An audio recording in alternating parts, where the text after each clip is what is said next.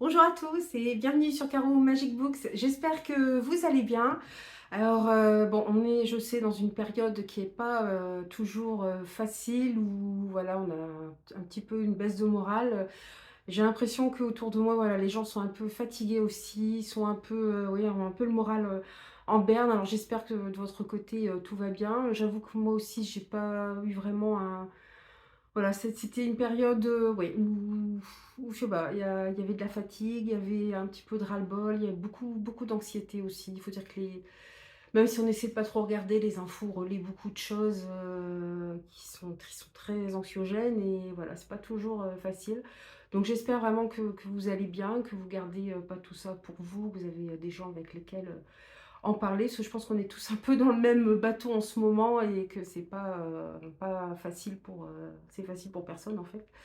Donc voilà, donc j'espère que vous allez bien, sinon, bah, je dirais, accrochez-vous, c'est voilà, parfois une sale période à passer et puis après ça va aller mieux. Là, on va bientôt rentrer dans la frénésie des fêtes de Noël aussi. Alors, je ne sais pas si vous aimez les fêtes de Noël, si vous fêtez ou pas Noël. Moi, j'avoue que c'est une fête que j'aime bien, même si c'est toujours un petit peu fatigant, mais bon, c'est le bon moment. Les enfants sont contents, voilà, ils ont encore des étoiles plein les yeux en pensant à leur cadeau de Noël, à la lettre qu'ils vont faire au Père Noël. Bon, les miens ont déjà fait leur liste, ils ont déjà préparé leur lettre au Père Noël, tout ça, donc c'est super, ce sont de bons moments. Voilà, sinon, je vous retrouve aujourd'hui, c'est pour vous faire un book haul de mes réceptions. Alors, de septembre et octobre, je pense, plus une que j'avais dû oublier aussi, une ou deux que j'avais dû oublier en août. Par contre, je suis étonnée parce que je note sur un petit carnet mes réceptions, mes achats. Et en septembre, j'ai rien en achat, je crois. Mais à mon avis, j'ai dû oublier de les noter, c'est pas possible autrement. Et je me dis, les autres livres, voici, pourtant, je les ai bien reçus en octobre. Donc, bon, on verra bien.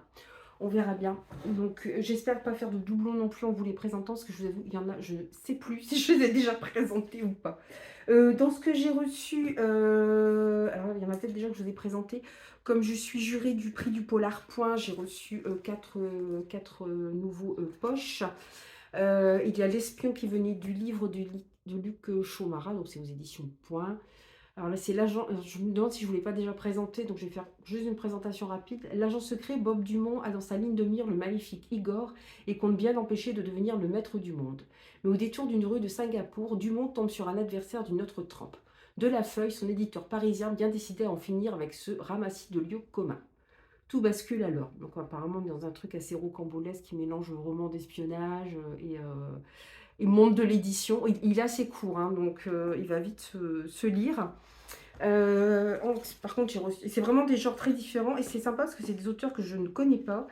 In Fine Mundi de Andrés Serrano, c'est pareil, je vais aller vite parce que je crois que je vous l'ai déjà présenté. Ça se passe en juillet 62, alors que des milliers de Français quittent l'Algérie. Trois gamins d'un quartier pauvre d'Oran sont pris pour cible par un tueur. Abel Helm, inspecteur tenace et humaniste, renonce à embarquer, bien décidé à arrêter l'assassin. Dans cette atmosphère électrique entre partisans de l'OAS et ceux du FLN se déploie un pouvoir intense, documenté et jamais manichéen. L'année dernière, on avait eu un roman aussi qui parlait de l'après-indépendance de la guerre d'Algérie, où il y avait beaucoup d'Algériens qui avaient effectivement quitté leur pays, puisqu'ils avaient tenu avec les Français durant la guerre. Donc, s'ils restaient en Algérie, c'était sûr qu'ils allaient mourir. Et ça se passe à Marseille. C'est une date, Marseille 60. Oh, je sais plus, 77 je crois. Et on voyait un peu voilà, il y avait un tueur qui sévissait aussi parmi ces immigrés. Et c'était bien parce que ça replaçait, voilà, on était dans un roman policier puisqu'on cherchait qui était le tueur, mais en même temps on avait un contexte historique, donc c'était vraiment sympa. Et je pense qu'on va retrouver un peu aussi cette idée, sauf que là ça se passe en Algérie en plus, puisque les crimes se passent en Algérie et l'inspecteur reste en Algérie. Ces deux-là, je pense pas vous les avoir présentés, ce sont les deux derniers que j'ai reçus. Alors, il y a The Green Man de David Klass. Alors, Greenman est un criminel hors norme. Son projet fou est de sauver la vie sur la planète, quitte à éradiquer les humains qui la martyrisent. Des motivations écologiques qui ne laissent pas indifférent Tom, profiler du FBI chargé de l'arrêter. Lui seul peut appréhender la pensée de Greenman et empêcher l'embrasement final. Voilà, donc là on va être un peu dans de l'écho policier, l'écho thriller. Je ne connais pas non plus cet auteur, donc là, il est américain. Les deux précédents étaient français. Et là, c'est un auteur italien, par contre. Alors, par contre, c'est la septième aventure. Une enquête du commissaire Sonnery, La main de Dieu. Bon, j'espère qu'il n'y aura pas de trop de choses spoilantes, parce que j'en ai lu aucun, je ne connaissais pas. Un corps a été découvert près du Ponte di Mezzo sur la grève de la Parma. Suicide, accident ou meurtre, une camionnette blanche est retrouvée non loin, cribée de balles. Se fiant à son instinct, le commissaire Sonnery remonte le torrent jusqu'à un village reculé au cœur des Apennins. Dans cet endroit coupé du monde, son enquête démarre alors même qu'il s'y retrouve bloqué par une tempête de neige. Il a l'air de celui-là, j'avoue, c'est peut-être celui qui me tente le plus. Je les ai pas encore lus. J'ai reçu aussi des livres que j'ai gagnés, c'est pareil, j'espère que j'en ai pas déjà parlé, que j'ai gagnés sur Instagram, sur le compte de l'Esquimau. Tsunami Girl, alors vous avez peut-être vu passer sur les réseaux sociaux, c'est de Julian Sedgwick et de Shikutsuwada, aux éditions Bayard. Je suis désolée si j'écorche les noms. En vacances au Japon chez son grand-père, Yuki, 15 ans, cherche à retrouver sa joie de vivre et à calmer ses angoisses. Son grand-père lui parle de son métier de mangaka, lui montre les planches de manga qu'elle dessinait enfant et parvient même à lui redonner le sourire. C'est alors que l'inimaginable se produit, un immense tsunami approche. Il faut absolument partir, mais alors qu'ils fuient ensemble le danger imminent, le grand-père de Yuki décide soudain de faire demi-tour. Voilà, j'en ai pas mal entendu parler de ce livre, il est pas mal passé sur les réseaux sociaux quand il est sorti. On est, je pense, dans du jeunesse quand même, puisque c'est Bayard, enfin jeunesse, young adulte, je dirais. Oh, la couverture est très belle. À la base, je pensais que c'était un manga, moi. Je n'avais pas capté que c'était un... Ah oui, mais je me demande s'il n'y a pas un manga en même temps, parce que, par exemple, il y avait des planches de manga ou de bande dessinée. Oui, il y en a plusieurs. Il y en a plusieurs. Donc c'est un roman, c'est pas un roman graphique, mais qui mélange les deux. Faudrait que je regarde quand même si c'était pas un manga à la base. Et puis, il y avait pareil, ce livre, alors j'ai eu des petits cadeaux en plus, des marque-pages, des petits parfums, et puis il y avait des bonbons, mais j'ai même pas réussi à reprendre la photo avant que les enfants se précipitent, et en plus il y avait 2 paquets de bonbons, donc c'était impeccable, ça faisait un chacun. J'aurais dit, bah, laissez-moi quand même pour le temps que je prenne la photo, j'ai pas eu le temps. Ils ont Bon, il y en a un qui a pris, qui l'a ouvert, j'ai dit: «Bah, j'y prends-le», mais j'ai dit: «C'est pas grave, on fera sur la photo». Et donc il y avait aussi, j'ai gagné aussi «L'étrange voyage» de Clover Elkin, toujours aux éditions Bayard, et c'est écrit par Ellie Brown. C'est pareil, je l'ai vu passer plusieurs fois sur les réseaux sociaux, et j'avoue qu'il m'intriguait un peu, ce roman. Clover est en fuite, son père vient de se faire assassiner sous ses yeux. Dans ses derniers instants, il lui a confié sa sacoche, l'enjoignant de protéger une curiosité. La jeune fille ignore tout ou presque de ces étranges objets aux propriétés magiques et mystérieuses. Ces étranges objets, je yoyote. Elle se lance seule sur les routes avec pour unique indice les énigmatiques paroles de son père. Mais l'aventure périlleuse qui l'attend pourrait bien bouleverser sa vie autant que le cours de l'histoire avec un grand H. Ça a l'air pas mal du coup, j'aime beaucoup la couverture. On voit des objets un peu magiques là aussi derrière.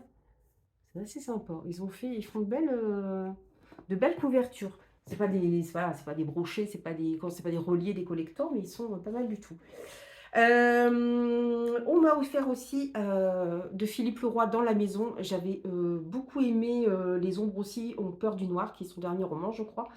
Donc je me suis dit, il faudrait que je réessaie un roman de cet auteur. Et j'avoue, Dans la maison, bon, vous savez que j'aime bien les trucs qui se passent dans des huis clos, dans des maisons, des châteaux, des manoirs un peu mystérieux. Donc ça me tentait bien.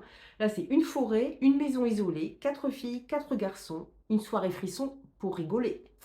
Donc, à mon avis, ça va pas se passer comme il le veut. C'est aux éditions Rajo. Ouais, les 2 autres qu'il a écrits, c'est Fait de beaux rêves et 1, 2, 3, Nous irons au bois. Donc, tous me tentent, mais voilà. Je crois que les 2 autres, je peux les avoir à la médiathèque, donc je vais les demander. Mais celui-ci, il n'y était pas, donc du coup, je l'ai pris. Puis j'avoue que voilà, rien que le titre, cette maison un peu, voilà, des jeunes qui se retrouvent isolés. Alors, on est dans du thriller young adulte, hein, mais voilà. C'est marrant le format d'ailleurs, il est entre le poche et le brochet. Mais pareil, il me tentait beaucoup. J'ai reçu aussi en service presse. Alors là, je me sors un petit peu de ma zone de confort, mais je me dis quand même, ce serait bien de le lire. Grâce à ma mère, c'est de Shoshana Rabinovitchi. C'est du ghetto de Wilno aux marches de la mort, 1941-45. En fait, c'est une petite fille qui a 9 ans, qui va être déportée avec sa mère. Par contre, pour une fois, ce qui change, c'est que ça se passe, alors je ne dis pas de bêtises, c'est à Vilnius. C'est en Lituanie, c'est ça, c'est à Vilnius. Ouais, c'est ça, à Vilnius, la Jérusalem du Nord. Voilà, donc elle va se retrouver dans les ghettos, voilà, dans plusieurs, ensuite dans des camps de la mort. Et voilà, donc apparemment, elle a réussi à en s'en sortir grâce à sa mère et c'est aux éditions du Félin. Je ne connaissais pas cette maison d'édition. Alors il est pas énorme, mais c'est pas des sujets faciles. On est dans de l'histoire et puis dans une histoire quand même assez, dramatique. Mais voilà, j'ai dit oui quand même. Bon, c'est pas trop toujours mon genre de lecture, c'est que je un peu je sors de ma zone de confort, parce que déjà on est dans du documentaire et puis on est dans du documentaire quand même assez, voilà, assez compliqué. Alors bon, évidemment, elle s'en est sortie puisque c'est elle qui a écrit le livre, mais quand même, ça reste des moments, des scènes toujours assez dures, hein, ce qui a rapport à la Seconde Guerre mondiale. Mais bon, je trouve que c'est important aussi de, voilà, le devoir de mémoire, comme on dit, tout simplement. Alors, est-ce que j'ai reçu d'autres livres? Non, après, ce sont des achats. Et c'est vrai que pour le mois de septembre, octobre, j'ai fait très... Ah, il y en a peut-être que j'ai reçu en octobre. Oh, je ne sais même plus. Oui, je vais vous montrer les autres que j'ai reçus en octobre. Alors, c'est pareil. Bon, ça, c'est un cadeau, c'est pas une réception. Le chant des sans-repos. Alors, c'est de Rosanne Abronne aux éditions J'ai lu. La saga me tentait bien. C'est vrai que j'avais pas encore assez de saga dans ma pile à lire. Je me suis dit, allez, allons-y, prenons-en d'autres. Donc ça, c'est un tome 1. Alors, c'est dans la cité royale de Ziran. Le festival de Solstasia est sur le point de commencer. Après avoir traversé le désert avec ses deux sœurs dans des conditions effroyables, Malik espère tirer profit de l'événement pour se bâtir une nouvelle vie. Lorsqu'un démon millénaire lui arrache sa plus jeune sœur, il est contraint d'accepter un pacte sanglant. S'il veut la revoir vivante, il devra assassiner la princesse héritière de Ziran, Karina. On l'a dit dépravée, arrogante, incapable de régner. Mais les apparences sont parfois trompeuses et un destin insoupçonné où s'entremêlent étroitement l'amour, la mort et la magie attend les deux jeunes gens. Donc, il y a 3 tomes et ils sont tous les 3 sortis en poche. Donc, c'est ça qui est intéressant. C'est vrai que ça coûte moins cher que le... Je suis encore en train de me battre avec une étiquette. Et ça coûte moins cher que... Voilà, voilà, c'est sûr que c'est beau en brochet, hein, mais bon, bah voilà, c'est quand même intéressant de... Donc ça me tentait bien, je pense qu'on est un peu dans de la fantaisie qui va peut-être s'inspirer des légendes africaines. Et comme je connais très peu les légendes africaines, ce serait intéressant d'en savoir un peu plus. J'avais découvert un petit peu avec Sorcière d'or aussi, où qui puisait un peu dans les mythes africains et jamaïcains. Donc c'est intéressant. Bon, après, c'est vrai que c'est un peu survolé, mais... Et puis on ne sait pas ce qui est vraiment tiré des mythes africains, ce qui ne l'est pas, mais bon, je trouve sympa voilà, j'aime bien quand ça commence, ça parle d'une autre enfin, de mythologie, même si c'est mythologie gréco-romaine, celtique, tout ça, j'aime bien quand ça puise un peu, voilà, dans l'imaginaire, enfin, dans l'imaginaire collectif ou international. Donc c'est pour ça que je l'ai pris aussi. J'ai reçu aussi par les éditions BOD, Book on Demand, j'en prends le papier dedans, je garde tout. Alors, c'est un tome 2. Alors, c'est un tome 2. Apparemment, c'est une grande série. L'auteur les avait sortis il y a plusieurs années. Ils ont d'ailleurs été récompensés par plusieurs prix. Et là, elle réédite. Alors, je pense qu'elle était dans une maison d'édition. Et là, elle les réédite. Alors, elle passe par Book on Demand. Alors, je ne sais pas trop quel est le système de Book on Demand. Je pense que c'est pas, enfin, c'est de l'auto-édition, mais en même temps, ils vous aident à éditer vos livres et ils acceptent aussi d'envoyer des services presse. Donc là, c'est l'auteur qui m'avait contacté. Elle m'avait proposé plusieurs livres et je lui dis, ah, celui-là m'intéresse bien parce qu'on est un peu on est dans une dystopie, dans du post-apocalyptique, donc c'est pile ce que j'aime. En plus, je trouve que le livre est super bien travaillé. Vous avez les glossaires, tout ça, les correspondances des âges. Vous voyez les entêtes, enfin, de chapitres et tout, enfin, c'est vraiment super beau. Donc c'est Mirage Mémorise, l'arc 1, Rébellion, l'épisode 2, les chaînes immuables du passé. Voilà, donc j'avais déjà lu, c'est La Cité Mirage, le tome 1. J'avais beaucoup aimé, j'ai encore une étiquette, je suis désolée, hein, mais je suis une maniaque avec les étiquettes, je ne l'ai pas vue, je ne l'ai pas enlevée tout de suite. J'avais beaucoup aimé parce qu'on est vraiment dans un univers post-apocalyptique dû évidemment au ravage que l'homme a fait sur la planète. Et certains humains ont développé des pouvoirs et d'autres non, ce qui a enclenché en plus une guerre entre bon, c'est pas que des télépathes, mais entre humains ayant des pouvoirs et ceux qu'ils considèrent comme des moins que rien parce qu'ils n'ont pas de pouvoir. Et on va suivre 4 jeunes gens je parle comme une vieille, jeunes gens, jeunes hommes qui vont quitter la cité où sont réfugiés les humains qui ont des pouvoirs pour, comment dire? Se réfugier dans, la une dernière, si ce n'est la dernière ville où vivent des humains sans pouvoir. Ils ont réussi à maintenir leur ville, à la protéger contre ceux qui ont, voilà, qui ont des pouvoirs et voilà, eux, ils disent: «On va comprendre pourquoi ils ont quitté, la cité, leur cité, d'origine». Et puis voilà, comment ils vont être intégrés. Pas très bien au début puisque voilà, les humains ont été quand même détruits par tous ces autres, humains, au pouvoir important. Donc voilà, donc il y a une guerre qui va s'enclencher aussi. On va comprendre, voilà, les un peu, il y a des intrigues entremêlées, il y a des flashbacks, voilà, il y a un récit, c'est assez dense quand même comme récit. C'est vrai que ça paraît assez court comme ça, mais ça se lit pas, si vite que ça parce qu'il y a plein de, il y a une intrigue assez pas super complexe, hein, c'est tout à fait, mais voilà, il y a quand même une bonne intrigue, donc qui demande quand même de voilà, d'être bien suivi et beaucoup de personnages, donc voilà, c'était assez, intéressant. Donc le tome 2. J'ai reçu aussi, alors ça je remercie, les éditions Aux Forges de Vulcain qui m'ont gentiment envoyé le tome 2 de la trilogie baryonique de Pierre Rofast. Alors c'est le système de la tortue. Je ne sais pas si vous vous souvenez, j'ai lu le tome 1 qui s'appelle La tragédie de l'orque. Donc là, on est dans de la SF. On est dans le futur et on va suivre, 2, vaisseaux spatiaux en fait, bon, il y a tout un système de mis en place. Ils arrivent à traverser à l'aide de trous noirs, ils arrivent à traverser ce qui prendrait des millions d'années, si on voilà, si c'était un simple vaisseau spatial qui était envoyé dans l'espace, et leur but, c'est notamment de voir s'il existe d'autres vies sur Terre, dans l'univers pardon, oui sur Terre il y en a, dans l'univers et malheureusement un de ces vaisseaux, va être, au moment de revenir sur Terre et il va y avoir un problème technique. Ils vont se retrouver coincés au cœur de ce trou noir. Donc sur Terre, on va demander à l'autre vaisseau d'aller à leur secours. Ce vaisseau doit aussi rentrer sur Terre. On suit en fait 4 personnages principaux. Il y a 2 femmes, qui sont prisonnières dans ce vaisseau et 2 hommes dans un autre et c'est pareil, bon, vous en parler comme ça, c'est pas évident. Enfin, je vous ai fait un point lecture aussi, mais Heu, en fait, ça s'appelle la tragédie de l'orque, le premier, parce que les vaisseaux qu'ils utilisent pour aller dans l'espace, en fait, les ingénieurs se sont rendus compte qu'il valait mieux que les vaisseaux ont une forme un peu ovoïde, donc font penser un peu à une orque. Donc d'où le nom, ça s'appelle des orcas, en fait. D'où le nom là, parce que sur le coup, je me suis dit, la tragédie de l'orque, j'avoue que le titre en même temps, ça m'a intriguée. Alors la trilo non, c'est du papier qui tombe. La trilogie baryonique, alors baryonique, si je me souviens bien, ce sont des éléments, attention, c'est dans l'ASF et voilà, il y a des termes techniques, hein, mais ça n'empêche pas de faire une bonne lecture et de comprendre.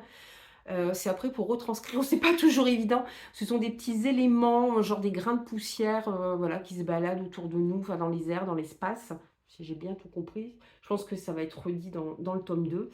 Voilà, bon, je vais pas vous spoiler en vous parlant dans le tome 1, pardon. Je vais pas vous spoiler en vous parlant du tome 2. Ce qui est sympa, c'est qu'on est dans un univers aussi un peu post-apocalyptique puisque on n'en parle pas beaucoup, mais enfin si, on en parle quand même. On sait qu'il y a eu plusieurs milliards de morts, dus au dérèglement climatique. Mais ce qui est fou, c'est qu'à l'époque où se passe le livre, c'est plus qu'un événement dans les livres d'histoire pour les nouvelles générations, voilà. C'est comme nous, on parlerait de la guerre de 100 ans, ouais. Il y a eu plein de morts, il y a eu la peste noire, ça a duré plus de 100 ans, ça a été horrible, c'est les pauvres, les paysans, le peuple qui a pris, mais ça nous paraît lointain, ça ne nous touche pas, plus que ça, je dirais. Et sauf peut-être quand on lit des livres ou qu'on voit des films qui en parlent, mais voilà, ça reste assez froid et là, c'est pareil, c'est ouais, ouais, il y a eu des milliards de morts, mais bah, voilà quoi, ça a permis d'assainir les choses, c'est sûr, mais du coup, les humains font plus attention et mais ce qui est marrant, c'est que le postulat de départ est assez particulier puisque bon, il y a eu, voilà, le réchauffement climatique, on n'en parle plus. Maintenant, on est, à un certain, on sait comment gérer ça. Les intelligences artificielles? pas un problème, on s'est rendu compte qu'elles avaient besoin de l'homme, donc elles ne poseront pas de problème non plus. Et une vie dans l'univers, bah, ça fait des années qu'on va dans l'univers et de toute façon, on n'en trouvera plus. C'est sûr et certain. De toute façon, il y a des théorèmes qui sont sortis, qui ont été trouvés par des scientifiques qui ont reçu le prix Nobel de mathématiques, disant que de toute façon, il y avait une limite à ce que l'astrophysique pouvait faire, à ce que la science pouvait faire, aux avancées que l'homme pouvait faire. C'est-à-dire qu'à un moment, on ne pourra plus avancer. Donc on part un peu d'un postulat où tout est je dirais, en stagnation, où on n'espère plus rien, et puis tout compte fait, le fait que voilà, cet orca se retrouve bloqué dans ce trou noir, ça va changer plein de choses. Ça va changer le regard notamment d'un des pilotes qui s'appelle, je vais pas retrouver son nom comme d'habitude, qui, voilà, qui voyage depuis des années. Là, c'est son dernier voyage, il part en retraite, il est très déçu en fait. Il pensait peut-être trouver ne serait-ce qu'un micro-organisme de vie extraterrestre, et il est très déçu de n'avoir rien trouvé. Sur Terre, on va suivre la fille d'une des pilotes qui est coincée dans l'orca et dans le trou noir. Euh, et on voit la place que les IA ont quand même prise dans la vie de tous les jours. Et elle a un petit ami qui, lui, fait partie d'un collectif qui sont anti-intelligence artificielle, qui sont à fond dans la théorie du complot. Mais en même temps, ils font des petites remarques sur les IA et on se dit, ah, c'est peut-être pas aussi simple que ça. Peut-être que les IA ne sont pas de simples robots qui ont complètement besoin des humains. Voilà, il y a des petits postulats comme ça qui sont posés le long du livre, et parce que du coup, je me suis dit, bah, en fait, qu'est-ce qui va se passer puisqu'il ne peut plus rien se passer. Et voilà, petit à petit, on rentre dans une intrigue plus importante. Et pour finir, et si, voilà, il y a plein de choses qui sont laissées en suspens. Et la fin, on se dit, ah oui, quand même. Donc, évidemment, ce sera une trilogie, comme c'est noté dessus. Donc voilà, je suis très contente. Alors, faut pas, je sais qu'il y a beaucoup de gens qui m'ont fait la réflexion sur Bookstagram. Alors là, je l'ai en livre papier, c'est un peu mieux, mais l'autre, c'était en numérique. Aux Forges de Vulcain, ils ont voilà, une ligne éditoriale et de couverture très épurée. Mais il ne faut pas s'arrêter à ça, parce qu'ils ont vraiment de très bons livres. Moi, j'ai lu, je crois que c'était chez eux aussi, je ne dis pas de bêtises, Avant la forêt, qui est aussi un peu un post-apo, enfin juste au moment où la société s'effondre. Voilà, ça parle de la nature, ça parle de l'homme, et voilà, la couverture est toute simple, mais ne vous arrêtez pas aux couvertures, parce que oui, ça, moi, je suis comme tout le monde, ça m'attire aussi quand je vois les superbes reliés qu'ils font chez certaines maisons d'édition, comme comment, chez De Saxus, tout ça, bah, même Hachette maintenant s'y met. Il y a les éditions Corrigan aussi. Ouais, c'est super, moi aussi ça attire l'œil, mais faut aussi savoir s'arrêter sur des petits bijoux comme ça, parce que ça vaut vraiment le détour. C'est des maisons d'édition indépendantes en plus, donc elles ont d'autant plus de mérite, je trouve, voilà, de sortir des livres, de nous proposer des choses qui sortent de l'ordinaire, et de très bonnes lectures. À ce propos, concernant la maison d'édition Actu SF, qui voilà, avait fermé ses portes, avait annoncé qu'elle fermait ses portes, alors elle est reprise par quelqu'un. Par contre, je ne sais pas quelle va être leur ligne éditoriale maintenant. Bon, vu le nom, ça va rester, je pense, du fantastique, mais je ne sais pas si ce sera encore les mêmes livres qui sont proposés, les mêmes auteurs. Alors, apparemment, elle a été reprise par un groupe de diffusion. Alors, j'ai lu sur Bookstagram, je ne sais pas si c'est vrai ou pas, mais ils n'ont pas une diffusion très importante. Donc, ça ne va pas être forcément évident de les retrouver en librairie. Bon, après, vous pouvez toujours demander à votre libraire quand vous repérez un titre. Apparemment aussi, ils n'ont gardé que le créateur, enfin le directeur de ActuSF, et tout le reste du personnel n'a pas été gardé. Après, je ne sais pas, c'est des choses qui sont dites sur Bookstagram, je ne sais pas jusqu'à quel point c'est vrai. Bon, c'est un peu dommage, on se dit c'est un peu moche quand même pour les gens qui travaillaient là depuis des années. Bon, voilà, donc je ne sais pas quelle va être leur ligne éditoriale. Par contre, je trouve ça super que voilà, la maison d'édition ne ferme pas et qu'on la retrouve après, à voir effectivement vers quelle direction ça va prendre. Je sais que Brajolon, par exemple, était à la base une maison d'édition indépendante. Je sais qu'il y a des gens qui s'y retrouvent de moins en moins dans Brajolon, quoi, puisque ça appartient, ça doit être au groupe Hachette maintenant. Voilà, qui trouvent qu'il ne fait plus de la art fantasy ou de la high fantasy comme il faisait avant, mais plus de la romantasy. Et même ils ont des sous-collections, enfin, des collections qui permettent d'avoir des genres différents, comme de l'urban fantasy, comme il y en a, ça s'appelle de la romantasy, mais même le logo Brajolon en lui-même maintenant se tourne de plus en plus vers la romantasy.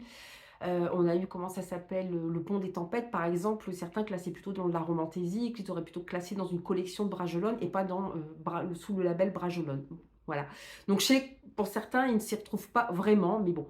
À côté de ça, il reste toujours des maisons d'édition indépendantes, vers lesquelles on peut se tourner. Il reste aussi les auto-édités aussi, vers lesquelles on peut se tourner pour, voilà, pour trouver des choses qui sortent un peu de l'ordinaire, qui ne sont pas éditées, qui voilà, qui peuvent, vraiment vous redonner, un grand coup de morale dans la pour la lecture et un grand coup de morale, tout court.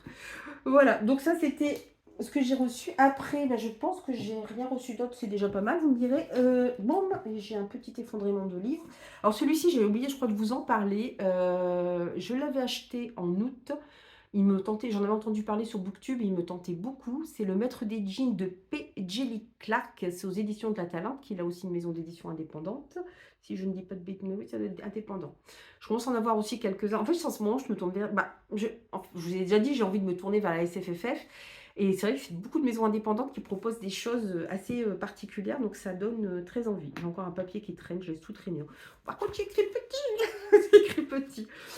Moi, j'aime beaucoup. En plus, la reliure, je l'ai trouvé d'occasion, hein. Donc, je suis vachement contente. Il est beau. Alors, il est juste un petit peu, voilà, la dorure, c'est un petit peu enlevé ici, mais franchement, il est beau. Et voilà, on va emprunter. Encore une fois, je vous dis, j'aime bien, voilà, quand ça emprunte à des mythologies diverses et variées. Et là, on est en plein dedans, quoi. Ils vont être dans les jeans. Bon, on connaît, mais sans, enfin, moi, personnellement, je connais les jeans, mais sans plus, quoi. Donc là, on est au Caire en 1912. Vêtue d'un complet 3 pièces, un ensemble blanc du plus bel effet sur sa peau cuivrée, Fatma lisse sa cravate couleur d'or en veillant à exhiber les boutons de manchette scintillants au poignet de sa chemise bleu nuit. Puis elle pose son chapeau melon sur sa courte crinière bouclée. Oui, Fatma El Shaharaoui est une redoutable sapeuse. C'est aussi une énergique et compétente enquêtrice du ministère de l'Alchimie, des Enchantements et des Entités surnaturelles. Et la voici en charge de l'assassinat collectif de la fraternité d'Al-Jaïz par un inconnu qui se prétend Al-Jaïz lui-même, le puissant mystique qui a ouvert la porte de l'Égypte à la magie et au djinn 50 ans plus tôt. Bon, je ne vais pas en dire trop, voilà, mais ça me tentait beaucoup et j'en avais entendu parler sur Booktube, donc je me suis précipitée. Celui-ci, je vous l'ai peut-être déjà présenté, c'est Ariane, bon là je ne vous dis pas, bon, là, évidemment c'est une réécriture du mythe de Ariane, donc c'est en rapport avec le Minotaure, avec Thésée, c'est de Jennifer Saint aux éditions Sabran, voilà, avec une belle, alors la couverture à l'intérieur est toute simple, mais voilà, sinon c'est comme ça, et le livre, mais je crois que je vous l'ai déjà, j'ai un petit doute. Je ne sais plus si, par contre, j'aime beaucoup, c'est le Zage-Page. Il est tout simple, mais ça fait, oui, ça fait très grec, je trouve, donc j'aime beaucoup. Et le livre se présente comme ceci. Donc c'est sympa. Bon, je ne vais pas vous relire parce que je me demande si je ne vous l'ai pas déjà présenté. Puis bon, voilà, c'est une réécriture de... Ah oui, c'est ça, c'est super beau, c'est l'intérieur. Voilà, où on voit des jeunes grecs danser avec oui, des choses enluminées. Et celui-ci, je l'ai trouvé d'occasion. Trouver un relais d'occasion, j'avoue que j'ai sauté dessus quand je l'ai vu parce que je me suis dit, ouais, c'est pas tous les jours que tu vas tomber dessus, donc profites-en. Bon, ce qui se sympa, c'est que je remette aussi quand même la jaquette à l'endroit. Ce sera mieux après pour le rangement. Hop, voilà. Et après, il va falloir que je m'amuse à trouver de la place dans mes bibliothèques pour ranger tout ça. Je me suis acheté aussi Siffle la nuit de Rebecca Netley aux éditions du Masque. Si vous l'entendez, c'est déjà trop tard. Alors là, on est, bah, vous voyez, on est encore dans un lieu isolé. De toute façon, ça se voit à la couverture. Donc, quand j'en ai entendu parler sur Booktube, je l'ai mis tout de suite sur ma wishlist. Et c'est pareil, comme c'est un livre qui datait un petit peu, ben, il était comment je l'ai trouvé d'occasion. Donc, j'en ai profité. Alors, Sexy, une île battue par les vents au large des côtes écossaises, lorsque Elspeth y débarque à l'automne 1860 pour travailler comme gouvernante au manoir d'Iscar, elle est saisie par cette vieille bâtisse solitaire qui domine tout. Comme si la demeure portait le deuil du jumeau de Marie, la pupille d'Elspeth, je ne sais pas comment il se prononce ce prénom en fait, c'est un beau prénom, mais tombée d'une falaise quelques mois plus tôt. Pourtant, au manoir, personne ne parle de lui, ni la tante de Marie, ni les domestiques, et encore moins l'enfant elle-même, qui n'a pas dit un mot depuis l'accident. Au village, en revanche, il se murmure que la chute de William n'avait d'accident que le nom. Des rumeurs dont Elspeth aurait aisément pu faire fi si elle n'était pas témoin d'une série d'étranges phénomènes. Bon, je vais m'arrêter là, je ne vais pas en dire trop, vous comprenez pourquoi ça m'a plu. Un manoir en Écosse, un drame, peut-être des fantômes, je ne pouvais pas passer à côté. Et j'ai aussi craqué, en fait, depuis plusieurs mois déjà, j'ai installé sur mon téléphone des plateformes de webtoon, hein, ce qu'on appelle, en fait, c'est comme un peu des mangas, mais vous les lisez comment, de haut en bas sur votre téléphone. Il y en a qui sont en couleur, il y en a qui sont en noir et blanc. C'est très souvent, coréen. Alors j'ai téléchargé Dailytoon, mais pour faire un résumé bref, Dailytoon, le problème c'est qu'ils vous offrent les 2-3 premiers épisodes gratuits, après il faut les payer. Webtoon, il débloque des épisodes au fur et à mesure. Alors des fois, il faut attendre très longtemps. Pareil pour, c'est Pocket Comics. Pocket Comics et Picoma, voilà, c'est les 4 sur lesquels je suis, mais Dailytoon, je vais l'enlever parce que, voilà, je n'ai pas envie de dépenser encore de l'argent là-dedans. Voilà, j'achète assez de livres comme ça. J'attends que les épisodes soient débloqués. Puis de toute façon, ils vous proposent, ils voient un peu votre historique, ils vous proposent d'autres webtoons. Donc à chaque fois, vous êtes tentés. Alors sur Webtoon, vous avez des choses très connues comme L'Or Olympus, qui est sorti en bande dessinée, en grand format et en petit format poche, qui est une réécriture du mythe de Hadès et Perséphone. J'ai commencé à le lire. Là, vous pouvez y aller. Il y a je ne sais pas combien d'épisodes débloqués. Voilà. Et souvent, sinon les autres histoires, très souvent, on part un peu du même postulat. C'est-à-dire que on a une jeune femme, on la voit en fait au moment de sa mort, au moment où elle va mourir, et soit elle arrive à retourner dans le passé et elle décide de changer les choses. Alors souvent, c'est la mal aimée, la vilaine, ou ça a été la victime, c'est-à-dire que c'est elle qu'on a accusé de tout, alors qu'en fait, elle est innocente, ou elle a été manipulée. Ou alors, on a aussi de plus en plus ce trope qui revient, c'est-à-dire que c'est une jeune femme de notre monde contemporain, mais qui se retrouve dans un jeu de rôle ou un roman, où elle se retrouve souvent à jouer le rôle de la vilaine. En plus, pas forcément voilà, la gentille fille de l'histoire, mais celle qui est soit un personnage secondaire, soit qui est la méchante de l'histoire. Donc si elle veut pas mourir, elle sait qu'elle doit voilà, s'activer au plus vite. On a souvent ce trope-là qui revient. Mais après, voilà, il développe des directions très différentes. J'aime beaucoup parce que ouais, ils partent presque tous du même point de départ. Et voilà, après, ils prennent des directions différentes. Alors, je pense que j'essaierai de vous en parler un petit peu. Le problème, c'est que je ne peux pas vous montrer d'image parce que c'est interdit. Donc, je n'ai pas envie que la chaîne soit coupée. Voilà, donc je pourrais pas vous en parler. Mais alors, mais voilà, il faudrait que je vous parle de ceux que j'aime, que j'en parle de temps en temps, parce qu'il y en a vraiment dedans qui sont super, notamment quand c'est la vilaine, quoi. Parce que c'est pas des vraies vilaines, c'est pas des vraies méchantes, mais là, mais c'est hyper rigolo, parce que en fait, elles sont pas vraiment méchantes, mais c'est les gens autour d'elles qui sont affreux, puis elles se retrouvent des fois, voilà. C'est souvent un monde de fantaisie qui ressemblerait au siècle précédent, donc le rôle de la femme, il se limite à épouse quelqu'un de haute naissance et fait des gosses, ou alors ah, voilà, t'es une fille illégitime ou un fils illégitime, donc t'es rien. Voilà. Ça, c'est des gens qui, voilà, qui un point de départ qui est pas top et qui vont voilà, essayer de revenir sur leur passé. Ou alors c'est quelqu'un voilà, de notre monde qui va être propulsé dans ce monde-là et qui va essayer de changer les choses. Alors, ils sont, je sais pas si je vous l'ai déjà dit, je me répète peut-être, je ne sais plus, c'est coréen la plupart du temps. Et de plus en plus, maintenant, on voit fleurir dans les librairies, donc ces webtoons qui sortent en papier, en brochet. Et ce qui est super parce que, bon, malheureusement, je dois le dire, mais le problème avec les mangas en noir et blanc, alors moi, le sens de lecture ne me gêne pas, je lisais énormément de mangas avant quand j'avais plus de temps. Le problème, c'est que, et encore plus sur un écran de téléphone, c'est que j'ai du mal avec ma vue. Donc, qu'il soit en couleur et puis dans un sens, voilà, quand c'est sur le téléphone, voilà, en fait, vous descendez. Donc, ça se lit tout seul. Mais je vois ceux qui sont en noir et blanc, maintenant, je fuis parce que voilà, j'ai du mal. Et du coup, en librairie, ils sortent ces webtoons. Alors, dans le sens de lecture occidentale et en couleur. Donc, ça, c'est super. C'est super. Alors, c'est vrai mais après, c'est pas des mangas, hein, c'est des webtoons, c'est coréen, donc voilà. Et j'ai craqué. Celui-ci, il était sur Dailytoon. Et comme que je sais que Dailytoon ne débloque pas d'épisodes voilà, régulièrement, je me suis dit, je vais commencer. Il y a 3 tomes de sortie. J'ai les 2 premiers.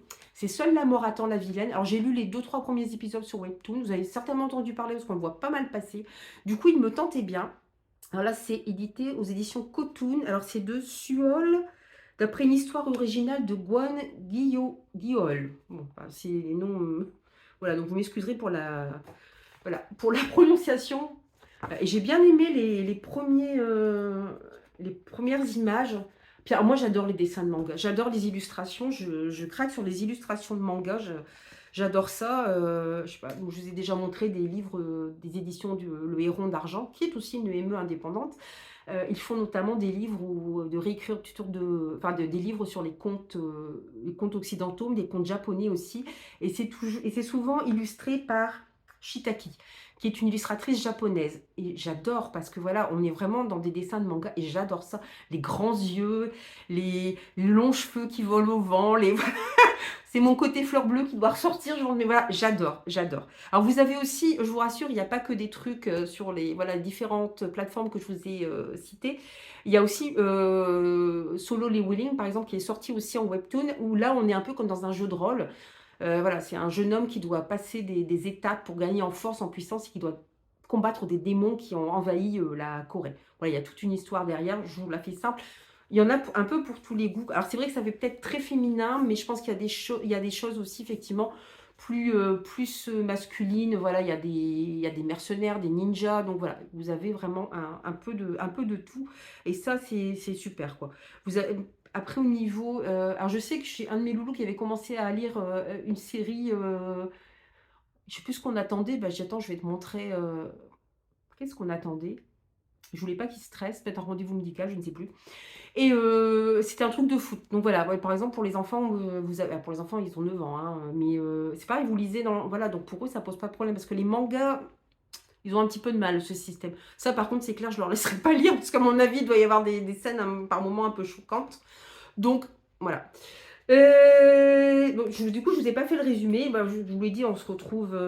Voilà, c'est une jeune femme qui effectivement meurt dans notre monde contemporain et se retrouve dans un jeu de rôle, si je comprends bien. Voilà. Après avoir enchaîné les parties du dernier jeu mobile à la mode, une jeune femme s'endort. Ah non, elle meurt même pas, elle s'endort là. J'étais un peu trop loin. À son réveil, elle se rend compte qu'elle s'est réincarnée dans un des personnages du jeu. Pénélope, la fille adoptive du duc Eckhart. Elle joue le rôle de l'antagoniste. L'antagoniste, donc c'est la méchante. Elle, celle dont la mort est assurée à chaque partie. Afin d'échapper à une fin funeste, la jeune femme devra faire des choix difficiles pour se faire apprécier de son entourage, à commencer par sa propre famille. Voilà. On s'est marqué une aventure romantique et dangereuse. Voilà. Là, c'est vrai, on est plus pour... Enfin, en même temps, je n'interdis pas aux hommes de se lancer là-dedans aussi. Puis genre, je trouve que les couvertures sont superbes. Voilà, bah, je pensais que je prendrais un petit peu plus, un peu moins de temps pour faire ça, mais tout compte fait, le temps de tout vous présenter, c'est allé, le temps passe vite. Voilà, donc bah, n'hésitez pas à me dire est-ce que vous allez sur des voilà sur des plateformes de webtoon comme ça. Alors moi je vous dis, j'ai installé Webtoon, Picoma et Pocket Comics. Alors c'est marrant parce que des fois vous en avez, vous les retrouvez sur l'autre plateforme, mais avec moins d'épisodes débloqués. Je trouve ça sympa, ça détend, ça se lit vite, voilà, c'est une petite détente entre deux, j'aime bien. Mon problème, c'est que j'ai commencé je ne sais combien d'épisodes parce que bah, comme ils arrêtent un moment la série, je pense qu'ils espèrent derrière qu'on les achète, mais moi, je ne veux pas dépenser de l'argent en plus dedans. Mais voilà, vous avez énormément de choix, donc dites-moi si vous êtes aussi adepte de ça. Et s'il y a des livres dedans que vous avez peut-être déjà lus, je crois que celui-ci date, enfin, je ne sais pas de quelle année il date, mais j'avoue que c'est celui qui peut-être... Oh, non, il y en a d'autres qui me font très envie aussi. Mais celui-ci, franchement, quand j'en ai entendu parler, j'ai flashé. Ah non, il est de avril 2023. Il n'est pas si vieux que ça. Je pensais qu'il était plus vieux que ça. Donc voilà, donc n'hésitez pas à me dire voilà, si vous en avez lu certains, ce que vous êtes en train de lire en ce moment. N'hésitez pas à me le dire, moi je ne vous ai pas parlé non plus de mes lectures, mais bon, moi je suis en plein Black November, comme vous le savez, hein, dans le mois du policier, organisé par Il est bien ce livre. Donc n'hésitez pas à me dire en commentaire où vous en êtes de vos lectures, de vos séries, de vos films. Je vous en reparlerai, je pense, d'un point de lecture, ce que je suis en train de regarder, ce que j'ai regardé. Je me suis fait une bonne frayeur avec Annabelle, déjà. C'était pas mal, voilà. Mais je vous en reparlerai dans une autre vidéo. Sur ce, je vous souhaite de belles aventures livresques. N'hésitez pas à, voilà, à intervenir en commentaire pour qu'on puisse discuter ensemble. Et puis je vous dis à très bientôt. Bye bye!